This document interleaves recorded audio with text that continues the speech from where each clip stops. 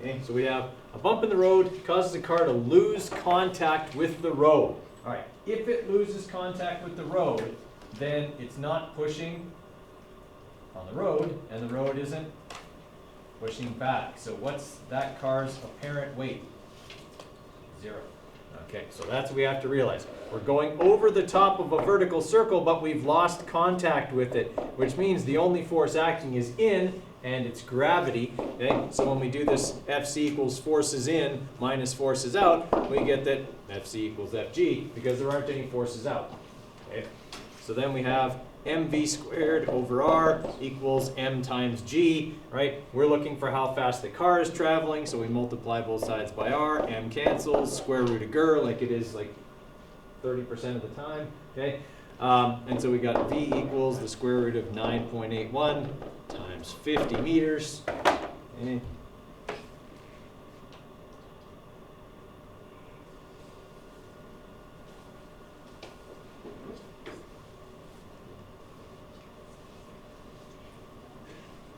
Forever for this thing to start. Okay, so we got the square root of 9.81 times 50. Okay, so 22.1 meters per second. We only have 2 significant figures, so it's simply 22 meters per second. You could easily get one like that on a unit exam. Okay, question number 2, okay, we're dealing with this part of the vertical circle, okay, the bottom on the inside, which means we have normal force or apparent weight acting in, we got gravity acting out, okay. What we know is we're looking for the radius of the circle, we know the speed is 200 meters per second, and we know that the G force is 6.4 Gs. Okay, what is that telling me?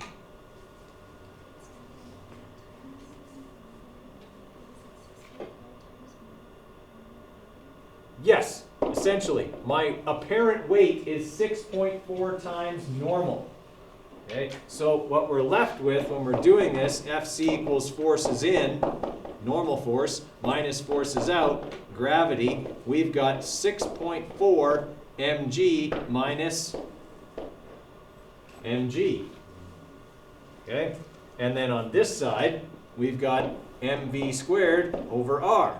All right, so when we do this, we're going to have mv squared over r, that's supposed to be a 2, okay, equals 5.4 mg. The m's are going to cancel, okay, and on this one I'm looking for the radius, so I'm going to bring r over to this side and then bring 5.4 g over to the other. So I'm going to have v squared over 5.4 times g equals r. So that'll be 200 squared divided by 5.4 times 9.81. Right, so when we plug that in, 200 squared. Are you sure it's 5.4? No, it's not 6.4. Are you sure? It's 6.4 mg minus mg. That's 5.4 mg. Okay. Okay. Wait, why did you subtract mg? Because force is in minus force is out. Yeah? Everyone okay with that? Okay. All right. So we got 200 divided by 5.4 times 9.81. Okay. So the radius of that circle is 7.6 times 10 to the 2 meters, because I think we only have 2 significant. Actually, we didn't use that. And that's a coefficient. So we could have 3 significant figures. Okay. So it could be 755. We could just write 755.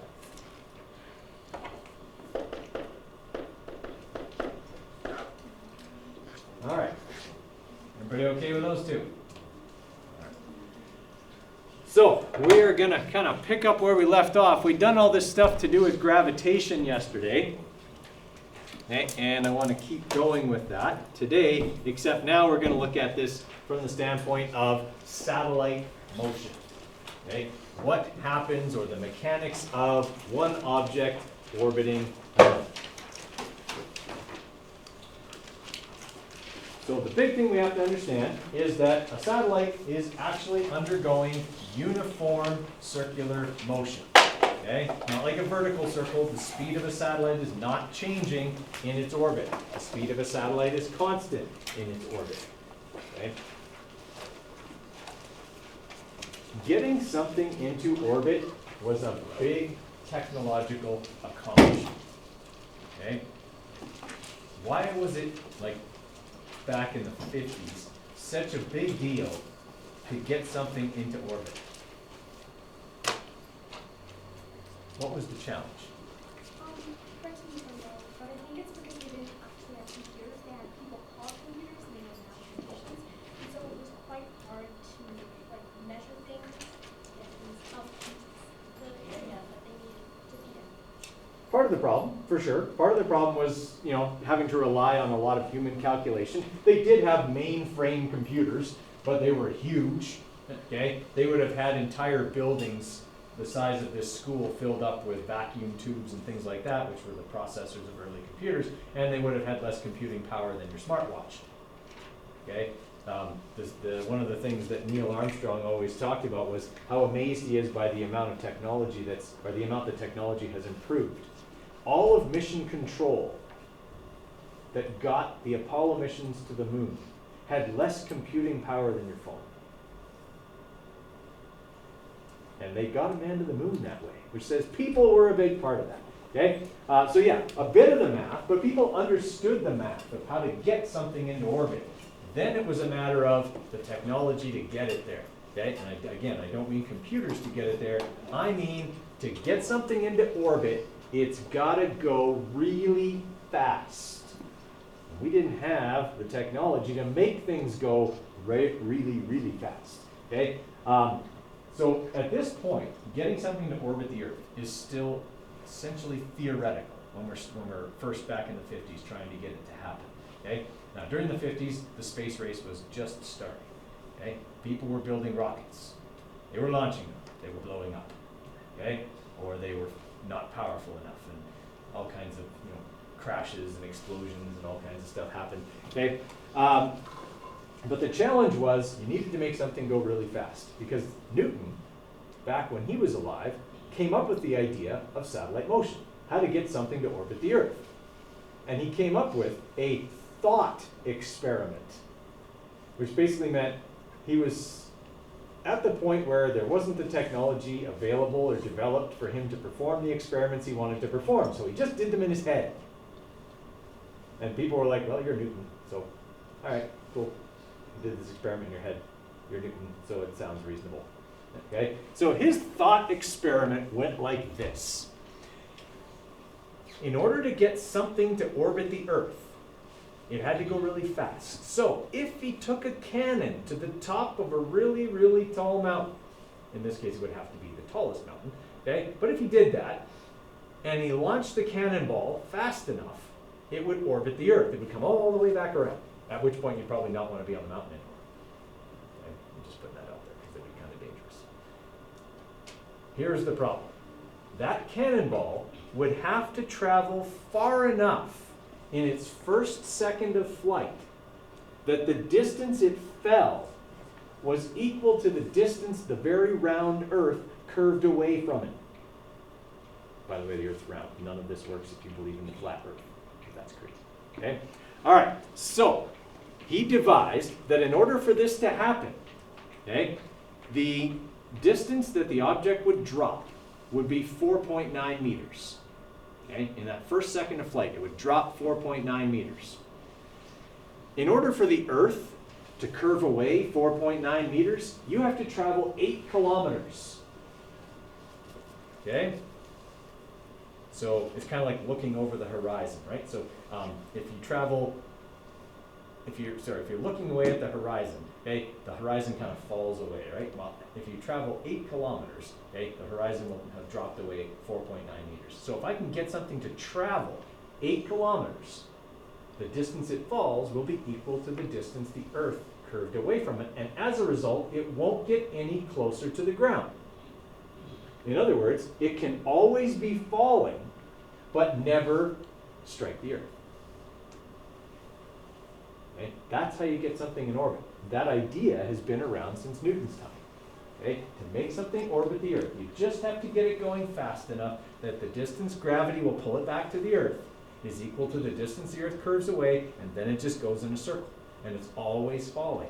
That's why you feel weightless in space, in Earth orbit. You feel weightless because you're always falling. But you never get any closer to the Earth. Okay? I mean, think about it. If you jump off a diving board, you feel weightless while you're falling. While on the International Space Station, it's like you're constantly off that diving board and constantly falling. Okay? So you feel weightless. Okay? You aren't actually weightless. You have weight, which is why you orbit the Earth. It's why you move in that circle. We talked about that yesterday. Okay? But in order to orbit the Earth, you've got to go that far. Within the Earth's atmosphere, a speed of 8,000 meters per second is unattainable with any technology we are aware of, especially any technology that was devised in the 1950s. Okay? We were just kind of getting to the point where we were making planes that could go faster than the speed of sound. That's 330 meters per second, not 8,000. Okay? So the technology was lagging behind the theory, okay, by a lot. So people said, all right, so we can't do this close to the Earth. That's not all that useful anyway. What if we put things up higher, like outside of the atmosphere, where we don't have to worry about all the friction and the heat generated by the air resistance and all of that? Then we might be able to make things go that fast. Okay? So what's the technological challenge with that? Got to build something that can launch that stuff high enough that that can work. Okay? You have to get it high enough above the Earth's surface that A, it doesn't have to move at 8,000 meters per second, because the further away it goes, okay, it doesn't have to go quite as fast, and there's no air resistance to slow it down. Okay? The real problem with getting something to orbit the Earth within the Earth's atmosphere is that it would constantly have to use fuel. Okay? The International Space Station doesn't use any fuel to maintain orbit. Okay? It's out above the atmosphere, it's always falling, just circles. Okay? The only reason satellites would crash to Earth would be if they were in such low Earth orbit that they would encounter the atmosphere from time to time and slow down and have no ability to correct for that. The International Space Station does have the ability to correct for small changes in its speed and maintain orbit, but it doesn't have to do it very often. Okay? Other satellites, if they're much lower, would have to do that more often. The higher out they go, the less they have to worry about it. All right, so this idea was out, okay? 8 kilometers per second within the Earth's atmosphere, not gonna happen. But if we could build a rocket, then we could get things up above the Earth's atmosphere where they could go fast enough that they'd be able to do this. Okay? So that was the initial race, getting something into orbit. Who won? The Russians won. Yeah, the Soviets actually at that time. They won. They got Sputnik into orbit. Sputnik was a really big deal. Didn't look like much. It was a satellite that was shaped like a basketball. It was about the size of a beach ball. Okay, and then 4 antennas around on the outside of it. Okay, swept in behind it. I don't know if anyone's ever seen kind of what it looked like, but okay, it was a circle and it had these antennas that came off of it like tails, like that. Okay, and it orbited the Earth and transmitted a beeping sound. Scared the living hell out of people. People were more easily frightened then. Okay? But the reason this frightened people, especially people who were in charge of defending the United States and Canada against the threat of the Soviets, was if they can put something in orbit, they can put a bomb in orbit and then it can fall on us. And that's bad. Okay? So this was people's fear. Okay? A little satellite going around the Earth going beep, beep, beep, and they're thinking about how that could be a nuclear bomb to be dropped on them. Because that's how people think. Okay? So it was a big deal. Next challenge, get a person to orbit the Earth. Actually, just to get a person into space, partial orbit. Okay? Who won that one? Soviets. Who was the first person in space? You guys suck at trivia. Google has ruined an entire generation of trivia. Yuri Gagarin was the first person in space. He's the hero of the Soviet Union. Okay? Whether that means anything now that the Soviet Union is gone, but it was a big deal at the time. Okay? So he was the first man in space. Okay? Did a partial orbit. Okay? And then of course it was who can get the first complete orbits, who can do multiple orbits, and basically the Americans just kept saying, well, let's do one more thing. Maybe we'll win that one. Maybe we'll win that one. Maybe we'll win that one. Eventually they won. They got to the moon first, that was a big deal. Okay. So that's how you get something in orbit. You got to get it on a rocket. That rocket has got to be really powerful because to overcome Earth's gravity and get into even low Earth orbit requires an incredible amount of force. Okay. All right, so this was Newton's thought experiment, okay, and it's theoretically correct. We kind of bypass the Earth's atmosphere part of it by simply getting things above the Earth's atmosphere. Julia, question? So if a thing is in orbit and they're worried about it dropping a bomb, Mhm. but Newton's first law, that can happen. Oh yeah, Ken.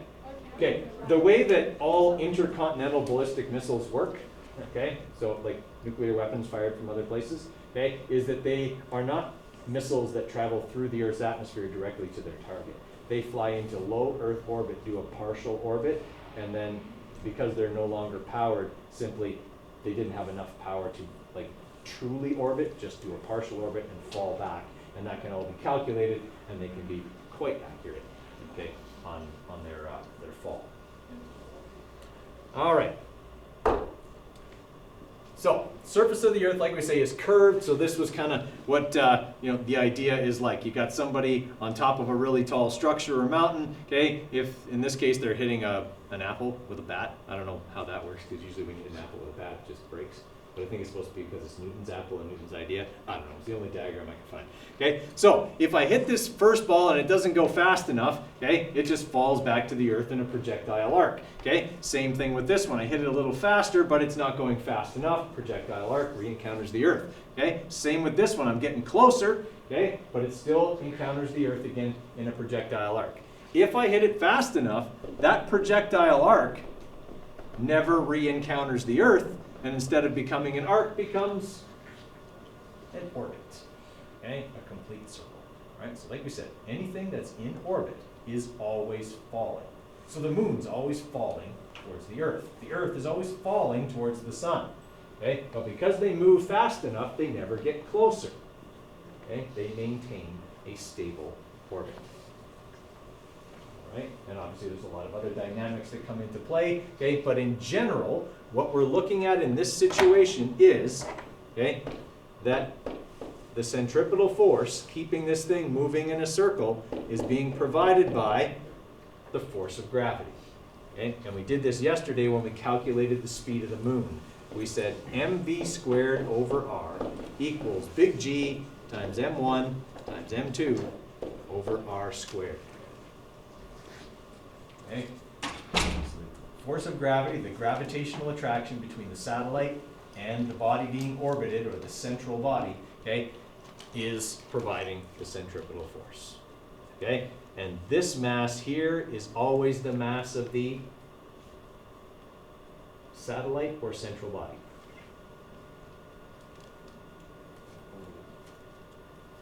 It's always the mass of the satellite.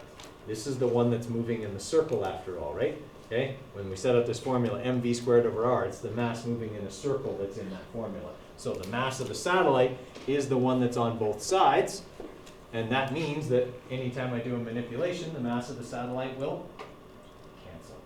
Okay? Because the mass of the satellite doesn't matter. Any mass at that location would fall at the same rate, because all things would be attracted to the Earth at the same rate and in the location. Okay?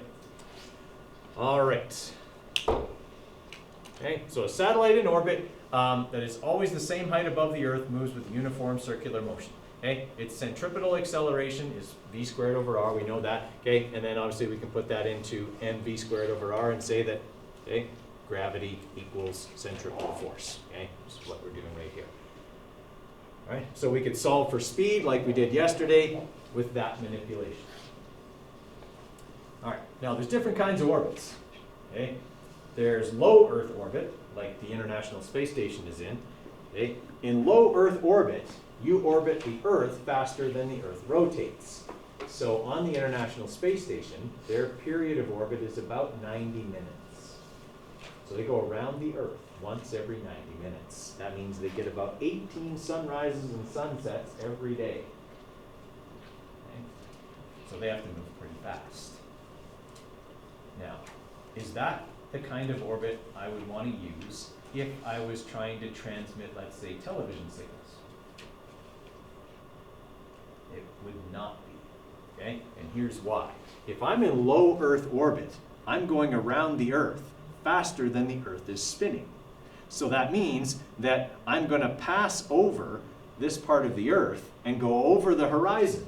Well, if I go over the horizon, the signal I'm transmitting can't reach people's satellite dishes anymore. And I'll lose the signal. This is how old satellite TV used to work. Okay? Back when I was a kid, satellite dishes, and not many people had them, were huge. Okay? They were 6 or 8 feet in diameter. Right? And they actually rotated with a motor. Okay? The ones we have now are stationary and small. Okay? Because back then, we didn't have geostationary or geosynchronous communication satellites. The satellites were in low Earth orbit, and so your satellite dish would follow the satellite, and then when it went over the horizon, it would have to turn and find the next one. Okay? Because there'd be more than one, and they would just be set up so that they would follow each other.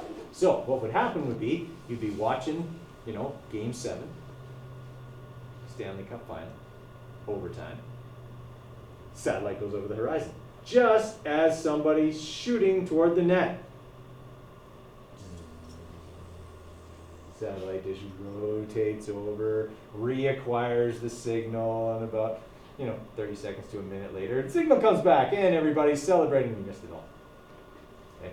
That's why they don't do that anymore. It sucked. Okay? And that's why satellite TV really didn't take off until we started making our communication satellites geosynchronous. That way, you just have that one dish. It's small, it's stationary, it's getting the signal from 3 or 4 or even up to 8 sometimes different satellites, okay? And it doesn't lose them. Okay? The only thing that can really cause interference with satellite communication now is if your satellite dish wiggles. Okay? We had that problem where we were, the wind was always hitting our satellite dish. We'd lose signal all the time because the dish itself would wiggle, okay? And so it would lose acquisition of the satellites. Okay? But we've got them stationed everywhere now, okay, so that we always have a constant signal being beamed down. Okay? Does that make more sense? All right. Okay, so if we want to find the period of a satellite's orbit, okay, then we have to do this substitution. This is the substitution I was telling you about before. Okay, so I want to kind of walk you through this rather than have you just look at the formula. So the formula we're looking at here is mv squared over r equals big G times m1 times m2, this is m2 over here, okay, over r squared. So let's say that a question gives me the orbital period and asks me to find the orbital radius. Okay, so in this question here, I'll just make one up. So let's say,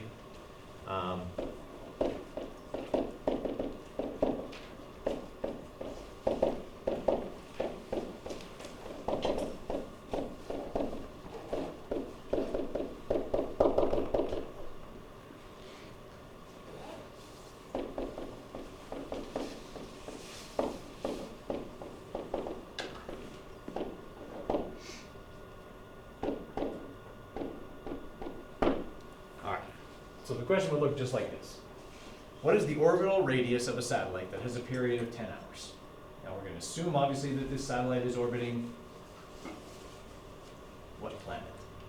Earth. Yeah, unless you're told otherwise, assume the satellites are orbiting Earth. There are satellites orbiting other planets, but okay, most of them orbit the Earth. All right, so all I'm given is orbital period, and I know the information is about Earth. All right, and I'm being asked to find R. Well, this formula has V in it. Now, V equals 2 pi r over t. But again, I don't have r. There's no way for me to use this formula to get V and plug it into this formula. Agreed? So the only way to solve this problem is to substitute this formula in, because that will eliminate V, bring in a number I do know, and a number I'm looking for. Okay? But it'll eliminate the one I don't have. Right? So if I'm going to substitute this formula in for V, what's the first thing I need to do to the whole formula? square it. Okay, we've done that before, right? So that's going to be 4 pi squared r squared over t squared.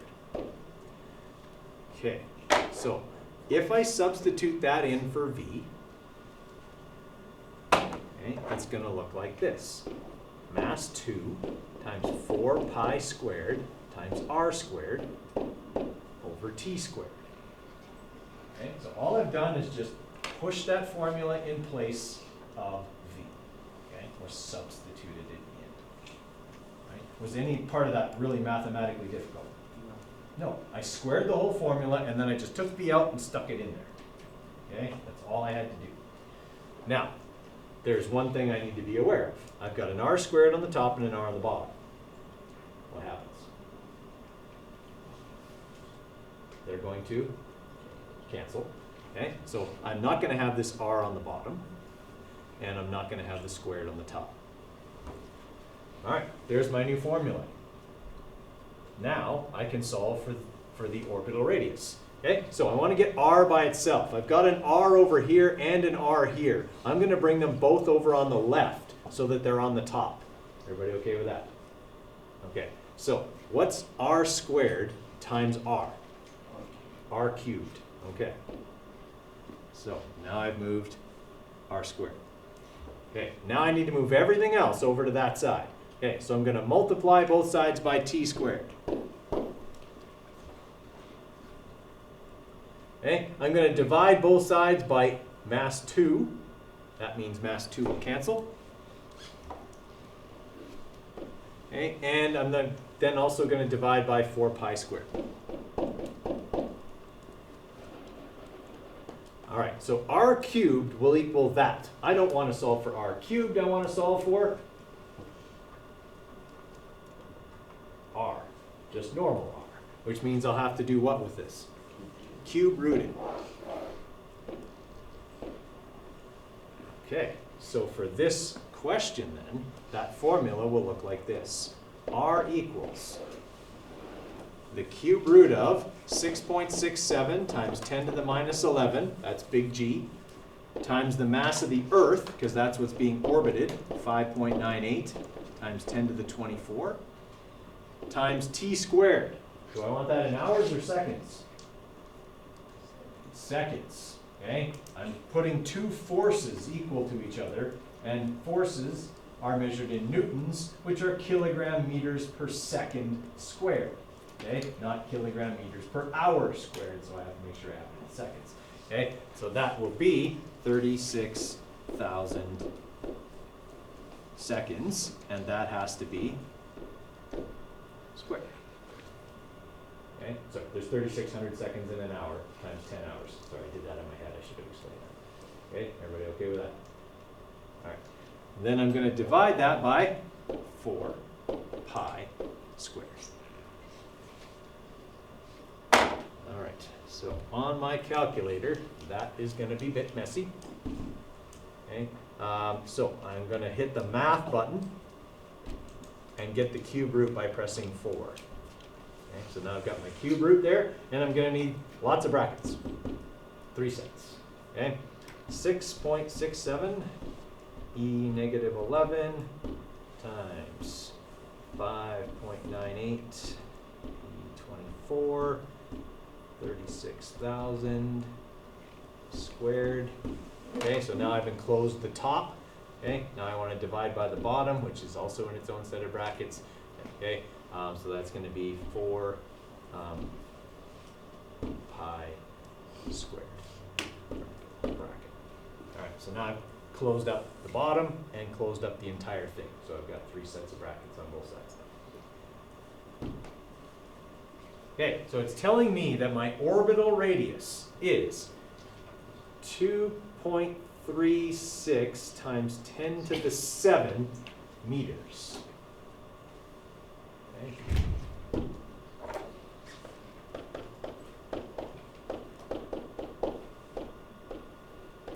All right, so that's the distance from the satellite to where?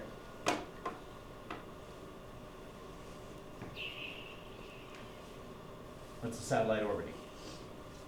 Earth. What part of the Earth does that distance go to? The center. Okay, remember that satellite motion always involves a center-to-center distance. Okay, this is where satellite motion questions will play tricks on you. This question could have also been written, how far above the surface of the Earth is a satellite with an orbital period of 10 hours? Okay, that would add one extra very simple calculation to this question. That's the distance from center to center. If I want to know the distance to the surface, what do I need to subtract from that number?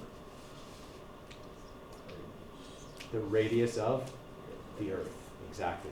Okay, so this, what we just calculated was that distance there. Okay, what the question would want, if it said above the surface, would be this distance, which would mean I would subtract the radius of the Earth, which is 6.37 times 10 to the 6 meters. Okay, it's on your formula sheet on the back under other useful constants. Okay. Everybody all right with that? Okay, that is probably the most mathematically difficult thing you will do in this unit, is that substitution. Okay, calculating radius when given the period of a satellite. All right, got it. Okay, with satellite motion is that orbital velocity and orbital period do not depend on the mass of the satellite. Okay, remember that anytime we do a manipulation, the mass of the satellite cancels off. Okay, all things fall at the same rate. Okay, so the mass of the satellite is irrelevant when we're talking about how fast something has to move or what its orbital period will be. All right, so we're going to go over a few examples here, and I want you guys to try this. This one we did yesterday where we calculated the speed of the moon, so we're not going to do that one again. Okay, but I want you guys to try these two. Okay, set them up as satellite motion questions. Okay, where you've got FC equals FG. Okay, and see if you can find what they're asking for. In this case, you won't need to do a substitution because it's asking for orbital speed. Right, so you can set that up, mv squared over r, big G, m1, m2 over r squared. Okay? Which mass is going to cancel in number one? Neptune. Neptune is the satellite. Okay? Neptune orbits the sun. That's why they didn't give you the mass of Neptune. You don't need it. Okay? You do need the mass of the sun, and you do need the orbital radius of Neptune. Okay? And they do give you those two things. Okay? All right, I'll give you a few minutes and see if you can do those two, and then we'll walk through them together. All right, so looking at number one, we're trying to solve for Neptune's orbital speed. Okay, we have the mass of the sun. Okay, so we'll call that m1. Okay, m2 is going to be Neptune, which we know is going to cancel off anyway, right? And we're looking for v. So I'm going to multiply both sides by r, and when I do that, okay, this r goes away and the squared on the bottom goes away, and then I'm going to have v equals the square root of big G times the mass of the sun divided by Neptune's orbital radius. Okay, when I plug in those numbers, okay, I'm going to have 6.67 times 10 to the minus 11 times 1.99 times 10 to the 30 kilograms. Okay, and then divide that by 4.50 times 10 to the 12 meters. Okay, and I should end up with 5.43 times 10 to the 3 meters per second. Okay, so 5.4 kilometers, okay, per second. Okay. Everybody with me on that one? Okay. Questions on number one? How many people are still working on number two? Okay. I can give you another minute here, and then we'll look at number two. All right. So on number two, okay, they're telling us that this moon, Miranda, that orbits Uranus, okay, at a speed of 6.68 meters per times 10 to the 3 meters per second squared. So 6.68 times 10 to the 3, sorry, meters per second, not meters per second squared. Okay, so that's the speed of that moon. Okay, use this speed and the mass of Uranus, okay, to determine the radius of Miranda's orbit. So we're looking for r, okay, and we know the mass of Uranus. That's supposed to be a U. Okay, 8.68 times 10 to the 25 kilograms. All right, any satellite, this is true. FC equals FG. Okay, that's what causes something to orbit something else. So we got mv squared over r, and this is the mass of Miranda, the moon, okay? And on this side, we've got big G times the mass of Uranus times the mass of Miranda over the radius of the orbit squared. All right, so we already know mass of Miranda, the moon, is going to cancel out, okay? And we are looking for the orbital radius, all right? So what I would do is I would bring r squared, okay, up over to this side. Okay, so that it'll end up on the top. All right, so we got r squared here. That's going to cancel with the r on the bottom, and then divide both sides by v squared. Okay, and I've got my formula there. All right, when I plug in my numbers, right, should make that look like an r. Okay, equals 6.67 times 10 to the minus 11 times 8.68 times 10 to the 25, and divide that by the 6.68 times 10 to the 3, and that has to be squared. Okay, when we do that, we should get 1.30 times 10 to the 8 meters. Okay, is that a silly name for a moon? There's actually a naming scheme for all moons discovered in our solar system. Okay, because there has to be a something for everything. All right, so on Earth, it's easy, because if you only have one moon, you know what to call it. The moon. Easy. Okay? For Mars, okay, if they discover anything else orbiting Mars, it would have to be of a war theme, because Mars is the god of war. So it's two moons, Phobos and Deimos. Those are the Greek names for fear and panic, the companions of war. Okay? Jupiter, this is an awful one. Jupiter is named for Zeus. Zeus got around. And all of its 60-odd moons are named for the lovers of Zeus. So you can go into Greek mythology, and apparently we're not out of names yet.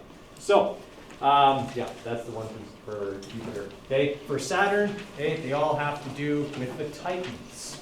Okay, because Saturn, okay, was the leader of the Titans. And then for Uranus, they're all Shakespearean characters. Miranda is from A Midsummer Night's Dream, I think. And for Neptune, they all have to have a sea theme. Okay, and then for Pluto, they all have to be like the underworld. So its biggest moon is Charon, C-H-A-O-R-N. Okay, and that's the person who ferries you across the river Styx. Okay, yeah. So there's a naming scheme. If you discover a moon around something in the solar system, that's what you have to do. Okay.